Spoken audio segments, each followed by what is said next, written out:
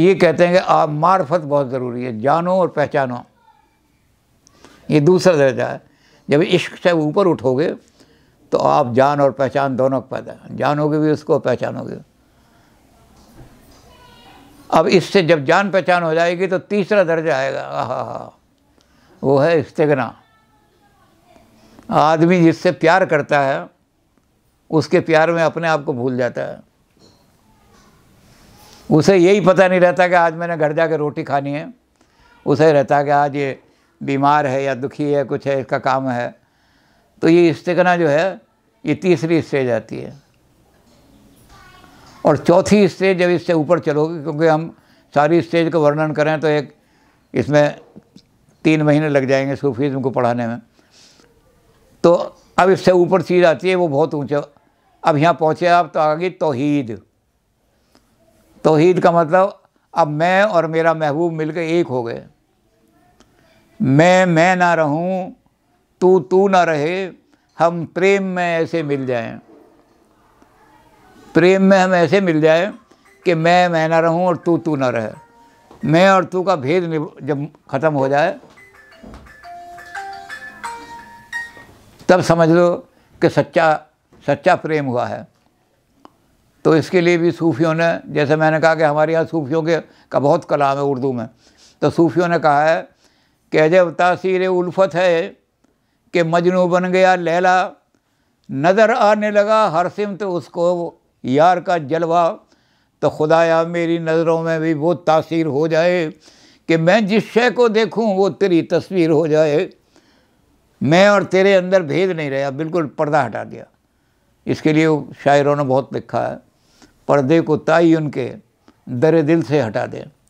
मैं और तू का जो पर्दा है इसको जिस दिन तूने हटा दिया तो उस दिन कायनात का राज भगवान तेरे ऊपर खोल देगा, सारी सृष्टि का राज खुल जाएगा।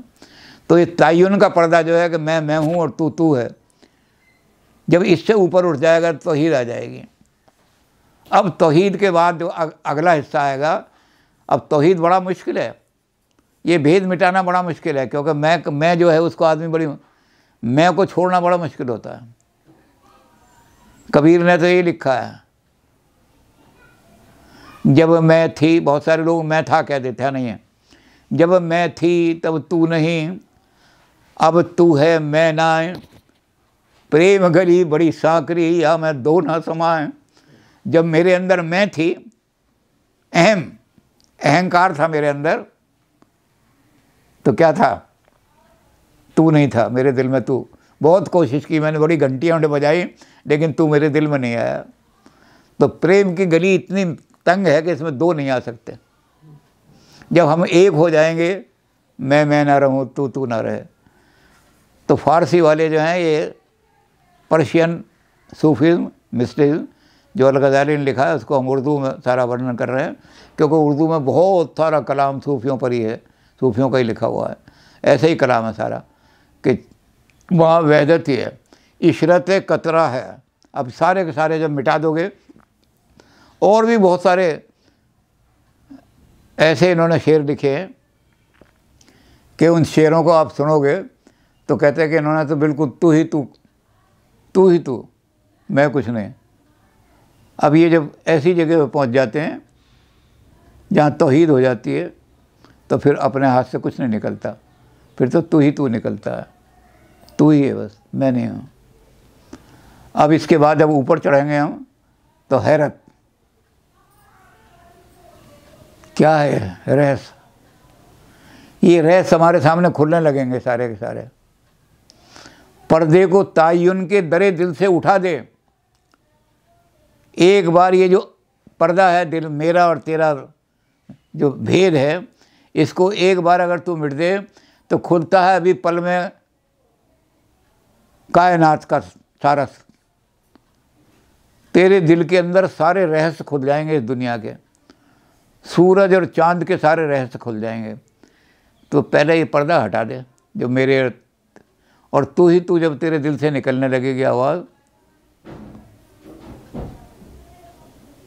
तो फ़क्र हो जाए। फ़क्र माने फ़कीरी। अब इसमें भी आपने देखा होगा, कबीर गा रहे हैं,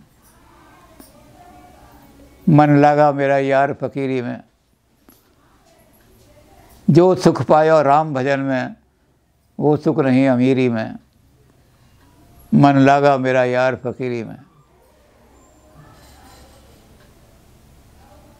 ये दुनिया से अलग हो जाते हैं आदमी। इनका ये हो जाता है कि जनता के द्वार न जाते हैं, राजा की नहीं परवाह बाबा। हम किसी जनता के आगे भीख मांगने नहीं जाते, जो फल गिर गए वो खा लिए। हम जंगल में फल खाते हैं, चश्मों से प्यास बुझाते हैं, जनता के द्वार न जाते हैं, राजा की नहीं परवाह। हम राजा की परवाह भी नहीं करते। तो एक आदमी को ऐसे बुला लिया इन्होंने, अकबर बादशाह ने बुला लिया फतेहपुर सीकरी। हमने सुना है आप बड़े अच्छे कविता लिखते हो, तो हम राज आपको देना चाहते हैं, राज कवि का दर्जा। तो कहने लगे मुझे राज गद्दी पे बैठना नहीं आता, मेरे तो चुभेगी ये। तो कहने लगे फिर क्या करोगे?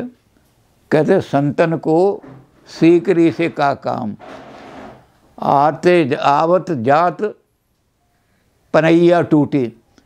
तेरे पास आया मैं और यहाँ से वापस जाऊँगा तो मेरी टूटी जूती जो है ये भी टूट जाएगी। और तो आवत जात पनैया टूटी, बिसर गयो हरि नाम, संतन को तेरी सीकरी से क्या काम।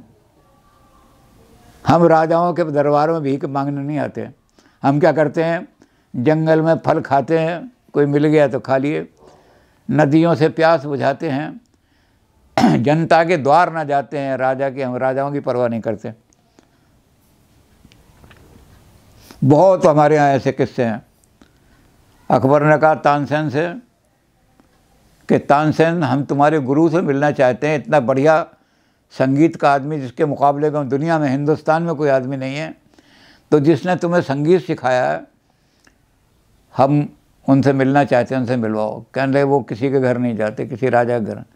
अगर आपको उनसे मिलना है तो आप चलो वृंदावन।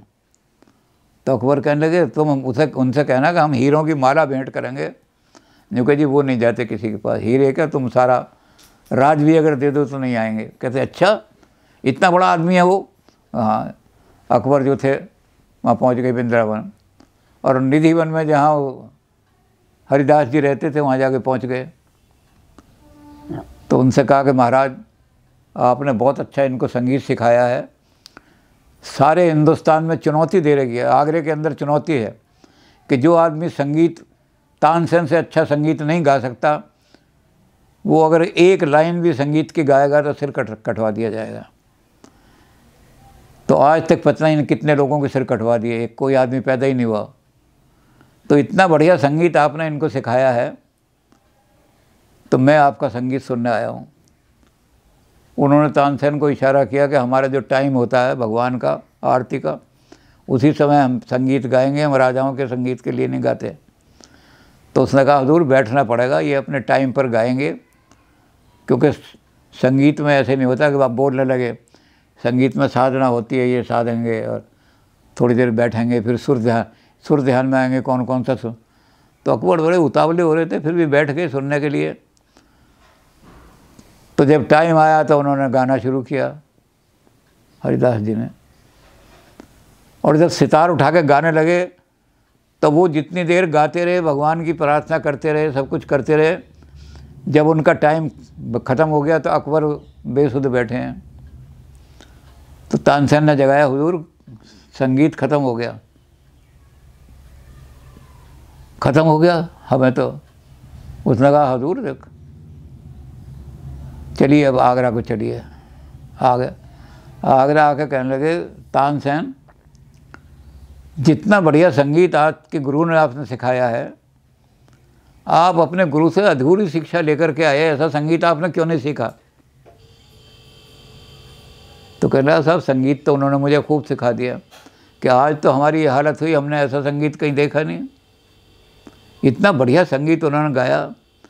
तो उनसे कहो कि हमारे दरबार में आ जाए, कि साहब वो दरबार में तो वहीं गाते हैं, इतना अच्छा संगीत गाते हैं तुम्हारे। और कहते हुजूर अंतर ये है कि मैं बादशाहों को खुश करने के संगीत गाता हूँ, और वो भगवान को खुश करने के लिए संगीत गाते हैं, बादशाहों के लिए नहीं गाते। अकबर कहने एक बार हम चल के उनके चरण छूना चाहते हैं। तो सूफ़ी लोग जो हैं वो कहते हैं हम तो, हमारा तो सीधा, तो इसको कहते हैं फ़क्र, यानी अब फ़कीरी हो गई तो मैं अपने आप को भूल गया, अब तो मेरा सीधा उससे संबंध हो गया।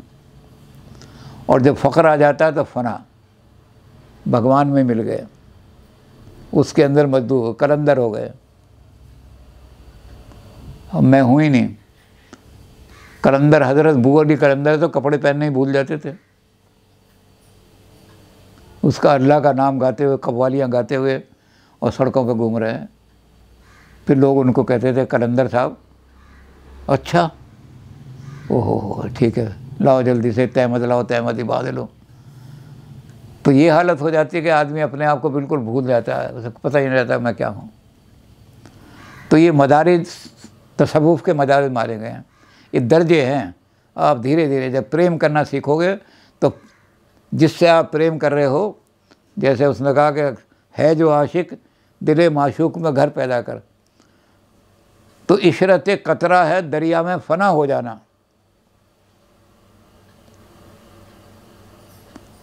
कतरे को चैन कब मिलेगा?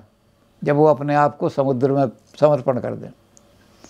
अब कतरे का अपना कोई अस्तित्व नहीं रहा, अब समुद्र। लेकिन लोग तो कहते हैं कतरा मिट गया, कतरे ने अपने आप को मिटा दिया। लेकिन कतरा कहता है नहीं तुम मूर्ख हो, मैंने अपने आप को समुद्र बना लिया। तो तसव्वुफ़ ये है कि इश्क जो लेकर चलेगा वो फ़ना हो जाएगा, उसमें मिल जाएगा और फिर वो कतरे से समुद्र बन जाएगा। तो सूफ़ियों ने इश्क के दर्जे सीखे और इश्क के दर्जों में जाकर के वो अपने आप को बिल्कुल खलकत जो भगवान की है उस खलकत को ही प्यार करके, और खलकत में भी जैसे उन्होंने कहा अल-ग़ज़ाली का जो इश्क है वो है जो हमारे रजनीश जी का इश्क है कि सच्चा इश्क वो है जिसमें स्वार्थ नहीं ज़रा सा भी, उसमें सेवा और समर्पण है। और ज़रा सा भी स्वार्थ आया तो वासना बन जाएगी। तो सूफ़ी लोग कहते हैं कि तू अपने दिल में सच्चा इश्क पैदा कर। शरीयत से भगवान नहीं मिलते, हकीकत वाले तो आज तक ही उसकी रहस्य नहीं पता लगा सके तो और क्या करेंगे फिलॉसफी वाले। तो तू इश्क पैदा कर, जब इश्क पैदा करेगा तो उसी के अंदर मिल जाएगा, लामहदूद के अंदर जब तू मिल जाएगा तो तू भी लामहदूद हो जाएगा। तो ऐसी कविता सूफियों की हिंदुस्तान के, उन्होंने ईरान वालों तो बहुत लिखी हैं, बहुत सारी फ़ारसी की कविताएं बहुत सादी हैं, हाफिज़ हैं इनकी। अगर कोई फ़ारसी समझता होगा तो उसे बता देंगे थोड़ी सी। लेकिन उर्दू में और हिंदी में बहुत कविताएं लिखी हैं। और हिंदी में भी सारे लोग जो हैं, जो कवि हैं, जब वो सूफीज़्म की तरफ जाते हैं, यानी सच्ची भक्ति वो सूफीज़्म है, जब वो सच्ची भक्ति की तरफ जाते हैं तो उनका भी यही हाल होता है। अब इसके लिए इन्होंने सूफियों ने बहुत, मैंने कहा जैसे उर्दू में बहुत साहित्य है, लेकिन एक आपके लिए सूफियों का मैं बताऊं, जब मैं थी तब तू नहीं, तो सूफियों ने लिखा है बड़ा कि फ़ख्र बकरे ने किया मेरे सिवा कोई नहीं, मैं ही मैं हूँ इस जहाँ में दूसरा कोई नहीं। दुनिया में जितने भी जीव हैं, चाहे मनुष्य हो, चाहे शेर हो, चाहे हाथी हो, बड़े बड़े हैं सब, लेकिन कोई भी मैं नहीं कहता, कोई नहीं कहता मैं। शेर भी कभी नहीं कहता मैं, और बकरा जो है वो एक ही बकरा ही कहता है वो मैं। तो उस बकरे ने कहा एक बार मैं, तो जब ना मैं तर्क की उस माया बेअसबाब ने, माया बेअसबाब माने जिसका पल्ले पे कुछ ना हो और फुदकता ज़्यादा हो, अर्जल गगरी छलकत जाए, जिस गगरी में पूरा जल नहीं होगा बहुत ज़्यादा छलकेगी। थोता चना बाजे घना, इसको कहते हैं माया बेअसबाब, यानी जिसके पल्ले कुछ ना हो और डींग ज़्यादा मारता हो। तो कहते हैं कि जब ना मैं तर्क की, उसको बहुत समझाया कि अहंकार तो रावण का भी नहीं रहा, तू मैं करता है किस हालत पे, जबकि पल्ले तेरे कुछ भी नहीं। तो जब ना मैं तर्क की उस माया बेअसबाब ने, तो फेर दी गर्दन पे जज कर फिर छरी कुस्ताब ने। तो कस्साब आया, उसने छुरी फेर दी उसकी गर्दन में। मैं करने वाले आदमी जो हैं उनकी यही हालत होती है। दुनिया उनको कहती है इसको मारो, मैं करना, इसका अहंकार तोड़ो किसी तरह से। अब क्या हुआ, और उससे हालत ख़राब हुई। छुरी मार के कस्साब चला गया, कसाई, लेकिन हालत क्या ख़राब हुई कि गोश्त कुछ तो पक गया और खा गए घर बार में। जो गोश्त खाने वाले थे उसका मांस पका पका के मीट खा गए सारा। ऐसे आदमियों को खा जाती है दुनिया। और छींचड़े कुछ बिक गए, जिन्होंने बिल्ली और कुत्ते पाले हुए थे वो छींचड़े भी ले गए कुत्तों को खिलाने के लिए। तो छींचड़े कुछ बिक गए या फिक गए बाज़ार में, जो बिकने योग्य नहीं थे वो कौओं के लिए, चील के लिए फेंक दिए। तो अब रह गई आंतें फ़कत मैं सुनाने के लिए। आंतें कोई नहीं खाता, आंतें रह गई। तो ले गया दुनिया उन्हें धुनकी बनाने के लिए। अब तो रुई मशीन से पीसी जाती है, पहले धुनकी से पीसी जाती थी। तो धुनकी की जो धुनी होती है वो तांत से बनती है, आंत को सुखा करके। तो कहते हैं कि अब ये हुआ उसको कि रह गई आंतें फ़कत मैं सुनाने के लिए। तो ले गया दुनिया उन्हें धुनकी बनाने के लिए। अब चोट से सोटे की जब वो तांत घबराने लगी। जब वक्त के थपेड़े पड़ते हैं तो सबका अहंकार निकल जाता। तो चोट से सोटे की जब वो तांत घबराने लगी, तो फिर मैं के बदले बस तू ही तू की सदा आने लगी। तू ही तू, तू ही तू, तू ही तू। तो सूफी कहते हैं अगर पहले ही तू करता तो तेरी हालत इतनी ख़राब क्यों होने की। तो नोच नोच के लोग खा गए। तो तू ही तू जिसके मुंह से निकलेगा, मैं नहीं हूँ कुछ भी, तू ही तू, ये सच्चा, ये है सूफी सच्चा, ये है तरीका पाने का। तो इश्क से शुरू करो और इश्क में बिल्कुल दुई हटा दो, बिल्कुल पर्दा। मोहब्बत में हिजाबे दरमिया बाकी नहीं रहता। सच्चा जो प्रेम है उसमें कोई पर्दा नहीं रहता। मोहब्बत में हिजाबे दरमिया बाकी नहीं रहता। ये ऐसी आग है जिसमें धुआं बाकी नहीं रहता। इश्क की आग जब जलती है तो इस इश्क पर उर्दू के शायरों ने मैंने कहा कि इतना लिखा है कि कई ग्रंथ पढ़ो, उनको तो सूफी सारा मिल जाएगा। तो इश्क पैदा करो। सूफी लोग जो थे, और इन्होंने तरीका क्या बनाया, ये नमाज पढ़ने में इतना विश्वास नहीं करते हैं। पढ़ते हैं, नमाज़ पढ़ने चले जाते हैं, लेकिन ये किस में करते थे, इसको कहते थे वो समा माने सुनना। उसके भजन सुनो, उसकी महिमा सुनो, वो कितना दयालु है, उसकी कृपा का हाल सुनो। तो बड़े बड़े भजन गाए जाते हैं। तो सूफियों ने सबसे बड़ा भजन गाया कव्वाली। ये सूफियों की देन है। आज कोई कार्यक्रम कव्वालियों के बिना सफल नहीं होता। तो कव्वाली का मतलब क्या था कि जिससे हाल आ जाए, मस्ती आ जाए, और इतनी मस्ती आ जाए कि आदमी अपने आप को भूल जाए बिल्कुल। मैं ना रहूं, तू ना रहे, हम प्रेम में ऐसे मिल जाएं। तो ये जब मैं और मैं तू का पर्दा, मैं ना रहूं मेरे अंदर, और तुझे तू ना कहूँ मैं कभी, मैं तुझे भी कहूँ कि तू भी मैं ही है, मेरी शक्ल ही दिखाई दे रही है। तो इसके लिए उन्होंने क्या तरीका अपनाया, उर्स में भी यही होता है, कव्वालियाँ गाई जाती हैं उर्स शरीफ में। और उन कव्वालियों में सारा का सारा ऐसा माहौल बनता है कि आदमी झूमने लगता है। तालियां बज रही हैं। तबले पे कव्वाली नहीं होती, आपने देखा होगा, ढोलक पे होती है, क्योंकि ढोलक की ताल जो है सो मस्ती आ जाती है। तबला तिन तिन करता रहता है तो मस्ती आती है।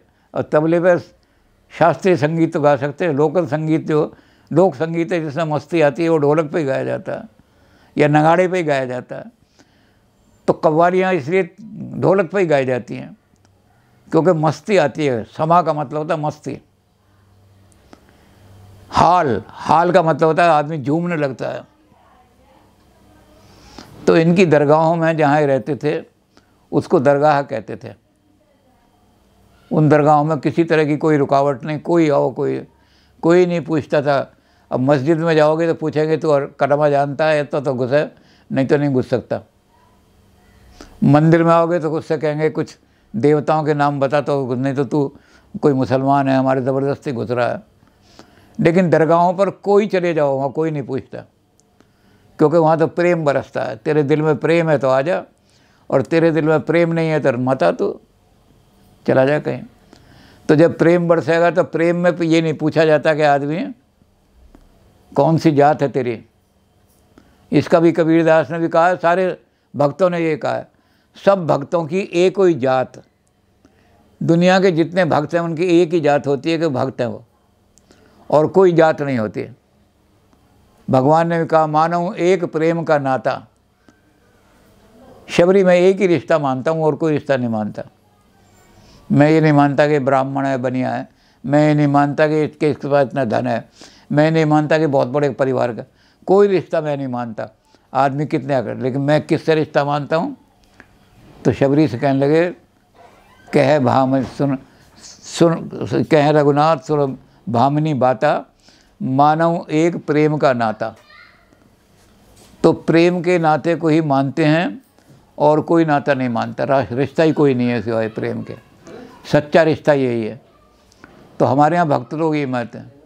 तो कबीर ने ख़ास तौर से कहा, जात न पूछे साध की, पूछ लीजिए ज्ञान, तुझे काम तलवार से पड़ी रहने दे म्यान। किसी सज्जन की जात नहीं पूछनी चाहिए, क्योंकि सज्जन तो सज्जन है। एक आदमी सड़क पर गिर गया और दूसरा आदमी पानी लेकर के आया, वो उससे पूछ रहा है, भैया कौन जात है तेरी? तो उस पूछने वाले का कमीनापन है, तो भाई तू गिर गया, तुझे उठाने आया वो, और तू हाँफ रहा है मुँह में पानी डालने, और तू उससे पूछा तेरी कौन सी जात है? तो कबीरदास की ज़िंदगी में ऐसी चीज़ें बहुत आई। एक बाबा जो थे, बहुत बड़े साधु थे, महात्मा, वो बनारस में जमुना जी के किनारे पड़े हुए, और उनको बीमारी हो गई शौच की, यानी दस्त लग गए, इतने ज़्यादा कपड़े ख़राब हो रहे हैं और बार बार वो नहा रहे हैं, उसकी वजह से तो मरणशील बीमार हो गए। तो कबीर जो थे उनको करने के लिए लोटे में पानी भर के लाए, बाबा आपके लिए औषधि लाया हूँ। कहने लगे कौन जात है तेरी? कहने लगे बाबा जात से क्या मतलब, ये दवाई लाया हूँ, ये पानी पी लो और मुँह खोलो, दवाई डाल दूँगा, पानी डाल दूँगा। तो कहने लगे जात बता अपनी। कहने लगे मैं कबीर हूँ, जुलाहा हूँ मैं, अरे तेरे हाथ का पानी पीऊँगा, भाग यहाँ से। तो कबीर कहने लगे महाराज एक बात कहूँ, बुरा मत मानना। कहते आप यहाँ 20 साल से मैं आपका प्रवचन सुन रहा हूँ, आप कहते हो जन्म जन्मांतर का पापी भी है, वो एक बार गंगा में डुबकी लगा ले तो सारे पाप धुल जाते हैं।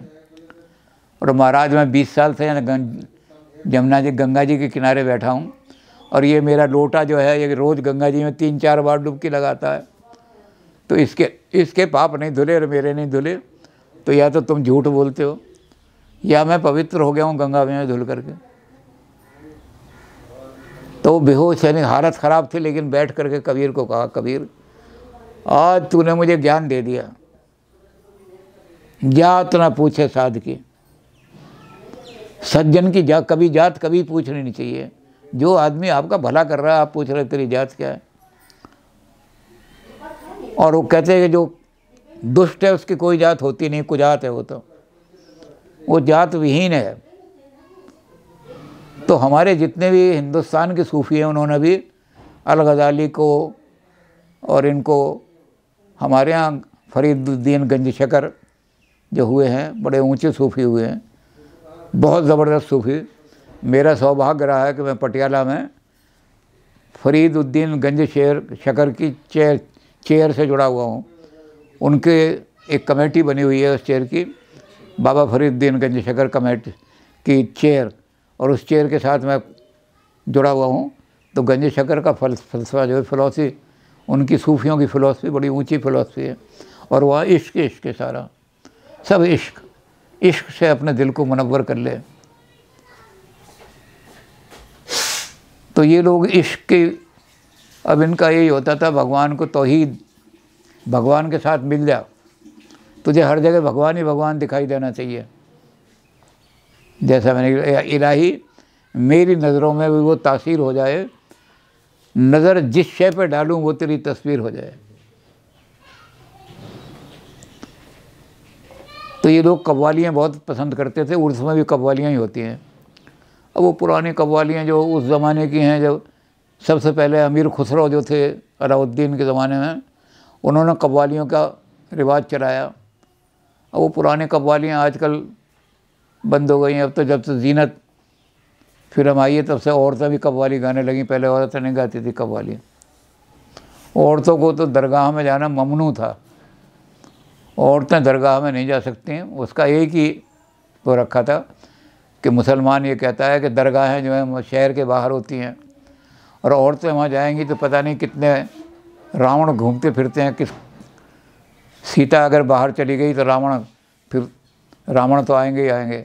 तो उन्होंने पाबंदी लगा दी थी कि दरगाहों में औरतें नहीं जाएंगी, तो कव्वालियाँ औरतें नहीं गाती थीं।